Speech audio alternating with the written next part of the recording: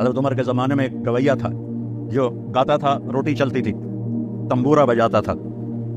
جب بوڑھا ہو گیا تو آواز ختم ہو گئی، روٹی بند ہو گئی، تو جا جنت البقیع میں بیٹھا.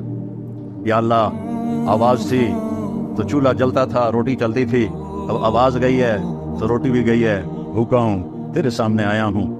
اب یہ اللہ کی محبت میں نہیں آیا، یہ بھوک تو آیا، روٹی تو آیا. حضرت عمر سوئے ہوئے تھے مسجد نبوی میں، تو خواب میں آواز آئی، میرا ایک بندہ مجھے پکار رہا ہے، بقیع میں میرا ایک بندہ مجھے پکار رہا ہے. جنید بغدادی نہیں، گویا ساری زندگی تھا. حضرت عمر رضی اللہ عنہ ایسے بدحواس ہوئے کہ جوتا بھی نہیں پہنا، پگڑی بھی نہیں پہنی، ننگے سر ننگے پاؤں بھاگے. وہ بقیع میں گئے تو اس وقت ابھی تو یہ بقیع بالکل سنسان ہے نا، اس میں جھاڑیاں تھیں، کافی جھاڑیاں تھیں جو کاٹ دی گئیں. تو جب وہ قدموں کی آواز آئی تو وہ بوڑھے نے دیکھا تو حضرت عمر بھاگے ہوئے آ رہے. وہ بھاگ گیا، انہوں نے کہا تو عمر آیا تو سوٹے مارے گا. تو حضرت عمر نے پیچھے سے آواز دی، بھاگو نہیں بھاگو نہیں، میں آیا نہیں ہوں، بھیجا گیا. وہ حیران ہو کے کہنے لگا، کس نے بھیجا؟ کہ جس کو پکار رہے ہو اسی نے بھیجا.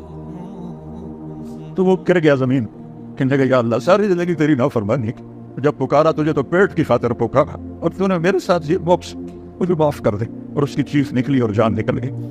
عمر رضی اللہ عنہ نے اس کو خود جنازہ پڑھایا اور اس کو قبر میں اتارا.